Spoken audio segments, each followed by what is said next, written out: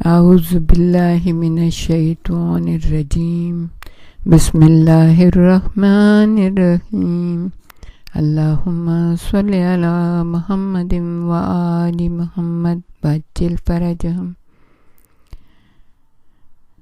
City of knowledge academy سے آپ کی بیوی جان آپ سے مخاطب ہیں۔ السلام علیکم ورحمۃ اللہ وبرکاتہ۔ عورت یا خاتون انسانی تخلیق اور تربیت کا زندہ مجسمہ ہے۔ ہم آپ کے سامنے توازن حیات کے موضوع کے اوپر آپ کے سامنے کچھ پیش کر رہے ہیں، اور جیسا کہ ہم نے بتایا کہ انشاءاللہ یہ سلسلہ رہے گا، تو تھوڑا تھوڑا آپ کے سامنے پیش کرتے رہیں گے، تاکہ آج کل جیسے مسائل، بہت شادی شدہ زندگی کے بہت سارے مسائل ہو گئے ہیں، اور اول تو لوگ شادی کرنا ہی نہیں چاہتے، وہ کرتے ہیں تو پھر پرابلمز ہوتے ہیں۔ تو ہم نے کوشش یہ کی ہے کہ بہت ساری کتابیں ہیں ہمارے پاس، سے مواد اکٹھا کر کے آپ کی خدمت میں پیش کیا جائے، تاکہ قدم قدم پہ آپ اس سے فائدہ حاصل کر سکیں، اور اللہ اور رسول نے جو چاہا ہے اس کو اچھے طریقے سے اپنے زندگی کو گزار سکیں جیسے اللہ چاہتا ہے۔ خالق کائنات رب العالمین نے انسانوں میں اپنی صفات خلاقی اور ربوبیت کا فریضہ ادا کرنے کے لیے جو گوشت پوست کا زندہ مجسمہ تیار کیا، اسے حوا یا عورت کے نام سے پہچانا جاتا ہے۔ انسانی محاسن اور شرافت کا یہ مجسمہ ماں، بیوی، بہن اور بیٹی کے روپ بدل بدل کر انسانوں میں رحمتیں بانٹتا پھرتا ہے۔ یہ ہے وہ وجہ جس کے لیے رحمت للعالمین نے فرمایا تھا اللہم صلی علی محمد و آل محمد کہ بیٹی رحمت ہوتی ہے۔ آپ نے یہ بھی فرمایا بیٹی کا پیدا ہونا تمہاری طرف میرا سلام آتا ہے۔ خاتون اپنے وجود کا پور پور نسل انسانی کی بقا اور پرورش کے لیے خرچ کرتی رہتی ہے۔ اگر سر سے پاؤں تک اس کا جائزہ لیا جائے تو اسے کوئی عنوان دیا جا سکتا ہے تو محض اتنا ہوگا: تخلیق اور پرورش۔ اور اس کے لیے چند پوائنٹ بڑے اچھے بتائے ہیں افتخار حیدر صاحب نے، وہ ہم آپ کے سامنے پیش کرتے ہیں کہ اس کی پرورش کا انداز کیا ہوتا ہے، کہ آواز میں نرمی ہے، ترنم ہے، لوچ ہے، کہ نوزائیدہ بچے کے کانوں پر گراں گزرنے کی بجائے لوریوں کا کام کرے۔ یعنی اتنی اچھی پیاری آواز میں وہ اس سے بات کرتی ہے یا اس کو لوری سناتی ہے کہ بچے کے نازک کان جو ہوتے ہیں نا، ان پہ گراں نہیں گزرتا وہ۔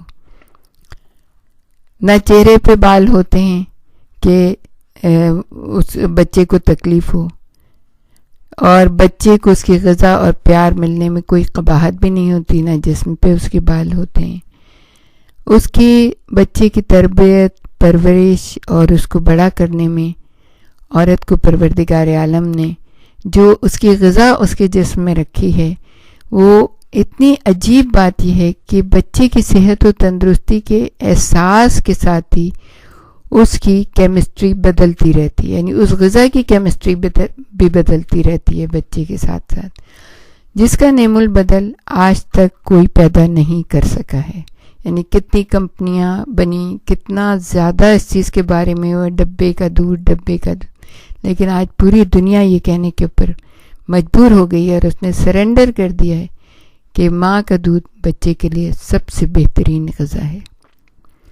پھر ایک اور پوائنٹ انہوں نے لکھا کہ بچے کی تخلیق کا نظام اس خاتون کے اندر ایسا بنا ہوا ہے جس کی تشریح کرنے کے لیے ایک پوری کتاب حمد لکھنی پڑے گی، اور اس کے لیے تو آپ کو پتہ ہے لائبریریز بھری پڑی ہیں، ایک ایک جنبش اور ایک ایک عمل اور ایک ایک چینجز جو ہے اس کے بارے میں کتنی کتنی کتابیں لکھی گئی ہیں۔ پھر کہا کہ پورے جسم کو پروردگار عالم نے وہ غذاز بخشا ہے کہ بچے کو ساتھ لگتے ہی نرمی اور گرمی کا احساس ہونے لگتا ہے۔ یعنی جب بچہ چھوٹا ہوتا ہے تو اس کو ماں کی گود میں آتے کتنا سکون مل جاتا ہے اس کو.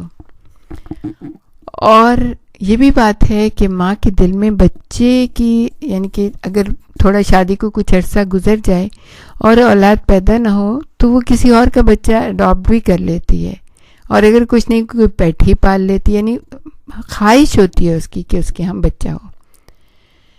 جب تک بچہ نہ سوئے کبھی خود بھی نہیں سو سکتی. بچہ کروٹ لے کر اٹھے تو بیٹھ جاتی ہے. سارا جہان اگر بچے کو برا کہے تو کہے, ماں کہے گی یہ سب لوگ خود برے ہیں جو میرے بچے کو برا کہتے ہیں, میرا بچہ تو بہت اچھا ہے. یہ ہے ممتا کے جذبات. ممتا کے جن جذبات ایثار اور محبت کے ساتھ ایک ماں اپنے بچے کی جو اچھی تربیت کر سکتی ہے, دنیا کی کوئی عورت ایسے جذبے اور پیار کے ساتھ کسی دوسرے کے بچے کی تربیت نہیں کر سکتی, نہ پرورش کرتی ہیں. چھوٹی چھوٹی باتیں مائیں سکھاتے ہیں, جیسے دیکھو بولتے کیسے ہیں, ہاں نہیں کہتے جی کہتے ہیں, اس ہاتھ سے کھانا نہیں کھاتے, کھاتے وقت منہ سے آواز نہیں نکالتے. یعنی چھوٹی چھوٹی باتیں ہوتی ہیں, لیکن اس کے باوجود کتنے طریقے اور سلیقے سے بچے کو بتائی جاتی ہیں تاکہ اس کی کیریکٹر بلڈنگ ہو. اور پھر یہ کہ بڑے جو ہیں چھوٹے سے ایسے پیش آتے ہیں, اٹھنے بیٹھنے کے آداب سکھاتی ہے, سونا جاگنا, اسکول جانا, کھیلنا پڑھنا, پھر زندگی میں کچھ بن کر دکھانا, لباس پہننا, صفائی, دین مذہب کیا ہے, مطلب دین کے بارے میں ایک ایک چیز بتانی, کیا نہیں چیزیں کرنی ہیں. جس کی تربیت ماں نہیں کرتی, یہ ہے وہ وجود جس کے ذمے الرحمن الرحیم نے بچے کی پیدائش اور تربیت کو سونپا ہے. یعنی وہ جانتا ہے کہ ایک ماں ہی بچے کی صحیح تربیت کرے. ایک ایک سیکنڈ کے اوپر جو تربیت اور کیریکٹر بلڈنگ ماں کرتی ہے نا, وہ کوئی اور نہیں کر سکتا ہے. ماں کیا ہے؟ تہذیب و تمدن کا گہوارہ ہے. کوئی انسان اس وقت تک عظمت حاصل نہیں کر سکتا جب تک اس کی بنیاد میں اس کی والدہ ماجدہ کی تربیت کا محبت بھرا درس شامل نہ ہو. ایسے عظیم مقاصد کو اپنی ظاہری اور باطنی وجود سے تقریباً 50-60 سال کی عمر تک پورا کرنے سے فرصت نہ پانے والی عورت پر مزید ذمہ داری یا فریضے کو ڈال دینا عادل اور منصف رب العالمین سے ممکن ہی نہیں. ایسی بری حرکت تو کوئی ظالم معاشرہ ہی کر سکتا ہے. عورت کے یہ تمام کام کچھ ایسی نوعیت کے ہیں کہ ان کو سر انجام دینے کے لیے اللہ کی طرف سے آئی ہوئی کتاب کے علم اور اس پر عمل کی عورت کو بھی اتنی ضرورت ہے جتنی مرد کو, کیونکہ اس کے بغیر وہ اپنے بچے کی دینی اصولوں کی بنیاد پر کبھی تربیت نہیں کر سکتی ہے. اس وجہ سے اللہ تعالیٰ کی کتاب میں اگر متقی مردوں کے لیے مسلمین, مومنین, قانتین, صادقین, صابرین, خاشعین, متصدقین, صائمین اور ذاکرین کے القاب استعمال کیے ہیں, تو متقی عورتوں کے لیے بھی پروردگار عالم نے یعنی دیکھیں بالکل بیلنس رکھا ہے. ایک چیز بھی ایک نقطے اور شوشے کا فرق نہیں. مسلمات, مومنات, قانتات, صادقات, صابرات, خاشعات, متصدقات, صائمات اور ذاکرات کے تمغے عطا فرمائے ہیں.